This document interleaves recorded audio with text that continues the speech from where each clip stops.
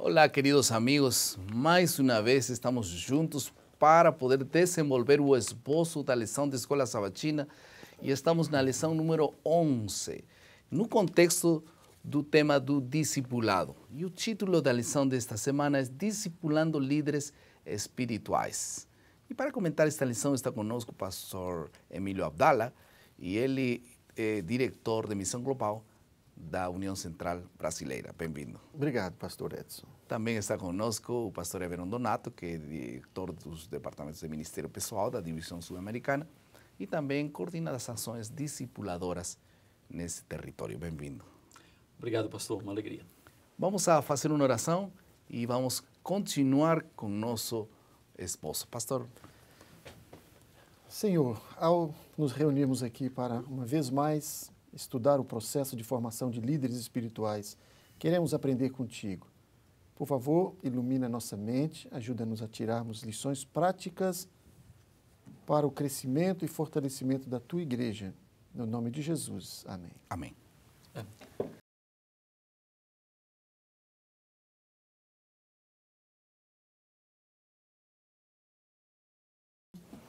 Um pai frustrado comentava com outro pai: eu di todo a meus filhos, o melhor que eu consegui fazer por eles. Os matriculei na melhor escola da cidade. Nunca faltou nada. Não di motivos para que se rebelaram contra mim. Sempre les aconselhei, os repreendi quando era necessário. E quando tinha que levá-los à igreja, levei para a igreja. E isso desde crianças. Mas hoje eles estão perdidos no mundo. O que aconteceu? Eu vejo você falando para outro pai que seus filhos todos estão na igreja. O que você fez? O outro pai meio envergonhado porque achava que não fez nada extraordinário. Apenas atinou a responder e disse: na verdade, eu fiz tudo o que o Senhor fez. Apenas umas duas coisas que eu fiz também. Eu fiz culto familiar todos os dias e lhes ensinei a ter seu próprio encontro pessoal com Deus. Isso fez a grande diferença. A experiência com Deus fez realmente que as pessoas façam e sejam verdadeiros discípulos. O foco da lição desta semana é entender que o discipulado não é uma comissão para alguns, é um chamado para todos. Deus está chamando pessoas para poder trabalhar no discipulado. Deus sempre coloca em nossos cuidados pessoas do qual nós daremos conta no dia do juízo. Vamos a passar à segunda parte de nosso esboço, que é a compreensão.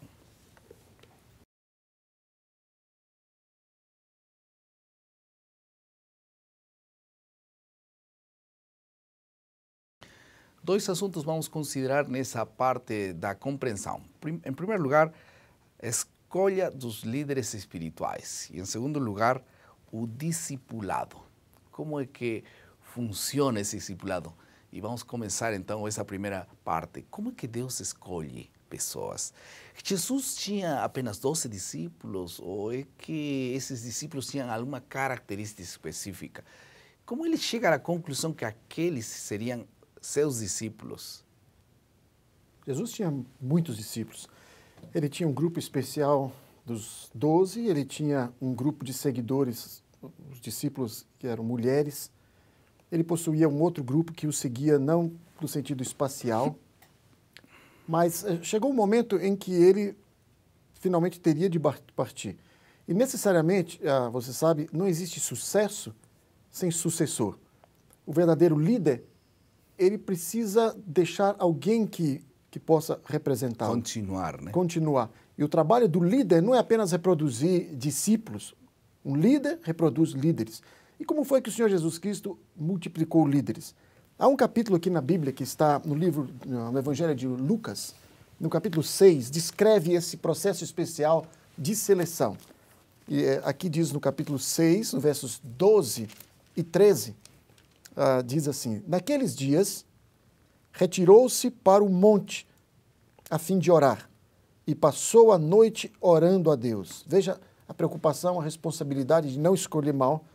Ele teve comunhão com Deus e no verso 13 diz: quando amanheceu, chamou a si os seus discípulos e escolheu 12 dentre eles, aos quais deu também o nome de apóstolos. Veja que dentre todos os discípulos, ele selecionou um grupo especial de líderes, os apóstolos. O apóstolo era aquele discípulo especial a quem era enviado para um serviço especial. Agora, observe que, embora todos fossem discípulos, nem todos poderiam chegar a apóstolos. Ou seja, todo apóstolo tem que ser um discípulo, mas nem todo discípulo chega à função de liderança de um apóstolo. E então, ele passa a escolher, e ele seleciona esses 12 aqui, homens comuns, alguns pescadores, outros trabalhavam na alfândega, outros tinham tarefas ordinárias. E para que ele os chamou?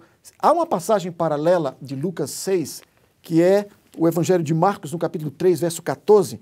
Você observa que o mesmo monte, a mesma oração, os mesmos elementos estão aqui, mas isso acrescenta um elemento novo. Observe, Marcos 3, verso 13, repete. Depois subiu ao monte e chamou os que ele mesmo quis, e vieram para junto dele. E agora, verso 14 diz assim: então designou 12 para estarem com ele e para os enviar a pregar. Então, esses indivíduos foram escolhidos agora para um processo de aprendizado especial. Então, deveriam estar com ele, ver os seus milagres, ouvir os seus ensinos, ver como ele fazia, para que também pudesse reproduzir os mesmos métodos de Cristo em outros. Agora, todos são chamados para ser discípulos? Todos? Ou alguns? Não. O discípulo, todos são chamados para ser um discípulo. Chamado a discipulado é o chamado à conversão. Então, na Bíblia, você encontra, especialmente nos evangelhos, especialmente os discípulos são aplicados a um grupo de 12. 12 discípulos. Mas depois esses 12 se tornam apóstolos. E quando você vai a Atos dos Apóstolos, a última passagem é onde menciona que Paulo fazia muitos discípulos. Então, nas epístolas não existe mais o termo discípulo. Discípulo se torna sinônimo de membro, de cristão, de irmão. Todos somos chamados ao discipulado. E quando chega a ser um discípulo? Porque alguns dizem, não, quando se batiza já é discípulo. Ou antes do batismo, ele é discípulo. Em que momento ele se torna discípulo, realmente? Discípulo é um seguidor. Então, desde antes, por exemplo, os discípulos que não acreditavam... É um discípulo, talvez um discípulo aprendiz, depois um discípulo que cresce, um discípulo que está bem amadurecido. Todos são chamados discípulos, desde a fase inicial à fase final. Então, discípulo não é sinônimo de uma pessoa aperfeiçoada. O discípulo cresce em amadurecimento espiritual. Em diferentes fases. Mas ele tem diferentes fases. Então, não existe, biblicamente, essa ideia de um é membro, outro é discípulo. Biblicamente, discípulo é membro. O mais importante aqui é destacar que aqui no Evangelho de Lucas, logo a seguir, a partir dos versículos 20 a 49, ele dá o que é conhecido como Sermão do Monte.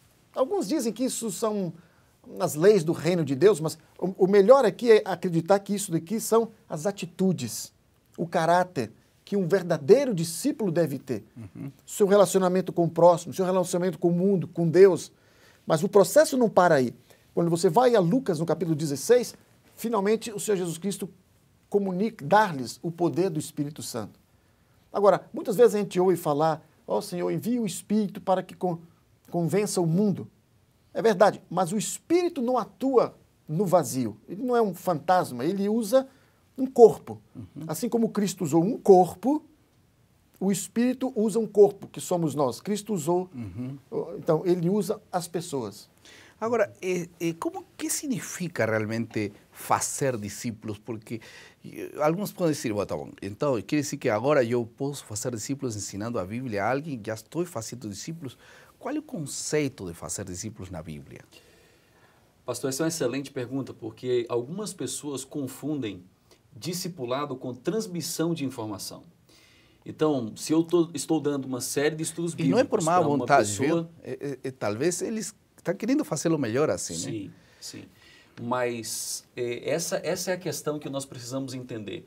O conceito de discipulado, ele é mais amplo. É mais do que transmissão de informação, é mais do que apenas o aspecto cognitivo. Discipulado, de fato, é uma experiência de relacionamento com Deus. É a própria vida, é a própria essência do cristianismo. Se é um cristão, se é um discípulo, então essa experiência com Deus ela se torna cada vez mais concreta, mais real. Isso acontece também com os professores de escola sabatina, por exemplo. Para ter uma ideia, o professor de escola sabatina chega cada sábado e então fica em pé e começa a explicar a lição. E quando termina a lição, ele faz uma oração e se sente e terminou. Já fiz minha tarefa, estou discipulado. Não está passando informação. Isso pode acontecer com os estudos bíblicos, o Senhor está manifestando. Eu vou, faço o estudo bíblico e vou embora. Parece que eu não me preocupo se ele brigou com a esposa aquele dia, se ele está doente, se ele realmente está lendo sua Bíblia todos os dias. Isso estou nem preocupado. Então, o discipulado não é só passar informação, sino preocupar-se pelo crescimento espiritual dele, né? Tem a ver com o pastoreio de uma outra pessoa, né? Tem a ver com o cuidado, o processo de desenvolvimento dessa pessoa na vida cristã.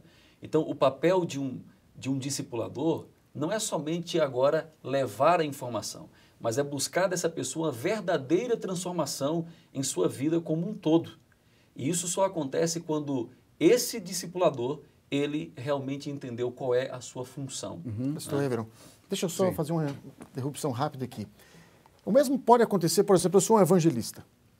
Se eu digo assim, eu relato uma campanha evangelística, eu disse, a minha campanha teve 200 pessoas tomaram a decisão, e eu comemoro isso. Será que eu estou sendo obediente à grande comissão? Não, eu não completei o ciclo aqui. Ou se eu digo, eu batizei 300 pessoas, será que eu posso aí dizer que eu estou cumprindo a comissão do Senhor Jesus Cristo? Então, uma igreja pode ser desobediente à grande comissão quando ela apenas prega, ou quando ela apenas batiza, ou quando ela apenas para nesse processo e não leva a pessoa à condição de um crente maduro. Que guardem todas essas coisas, né? Visualizando 3 dimensões de crescimento na área de um discípulo. O discípulo que está em processo franco de crescimento, ele precisa crescer em comunhão com Deus, na sua intimidade, no seu relacionamento com Deus, no seu relacionamento com Deus. Ele precisa crescer no relacionamento com os demais, com o próximo, com os irmãos da igreja, com a sua vizinhança, com aqueles que fazem parte do seu ambiente de trabalho. E ele precisa crescer em relação também à missão. Ele tem uma missão de salvar outras pessoas. Então, comunhão, relacionamento e missão, essas são as 3 áreas indispensáveis de crescimento na vida de um discípulo. Então, na igreja, o que se celebra não é aniversário, ainda que possamos fazer, nós celebramos crescimento espiritual. Uma pessoa não lia a Bíblia, agora lê. Não tinha uma missão, agora tem uma missão. Vamos celebrar. Esse é o discípulo que vive a experiência do discipulado. Vamos passar à terceira parte do nosso esboço, que é a aplicação. Comparação.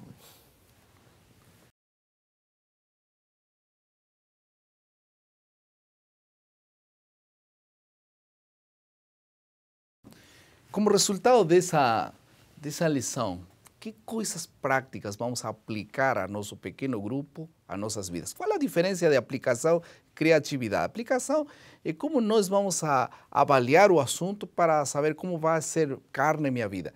E aquela última parte tem que ver com práticas, tarefas para essa semana. Vamos começar com a aplicação, então. Sempre que nós tenhamos que poder fazer um discipulado, nós temos que amar aquela pessoa, pedir amor por essa pessoa, orar por essa pessoa.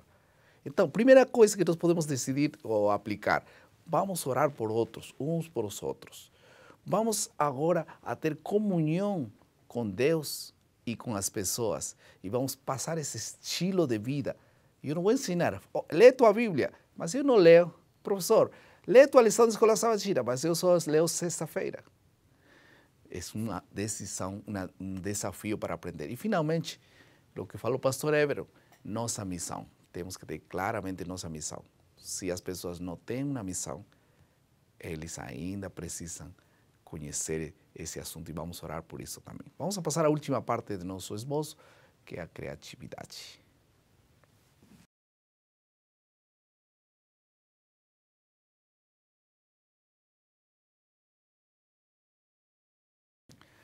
Agora que, como resultado dessa lição, nós temos agora um duplo compromisso: ter comunhão com Deus, então estudar a Bíblia e a lição todos os dias e ter uma missão. O que lhes parece se nesta semana nós escolhemos uma pessoa com quem nós possamos trabalhar nesse discipulado, ministrar uma pessoa, ministrar a Bíblia com alguma outra pessoa e começar a ajudar a alguma pessoa a crescer e desenvolver-se e tornar-se um futuro líder como nós? Vocês aceitam o desafio? Vamos orar. Querido Pai, ajuda-nos a reconhecer nossa necessidade do chamado e ser verdadeiros discípulos e também fazer discípulos. Dá-nos essa decisão e essa alegria. Em nome de Jesus. Amém.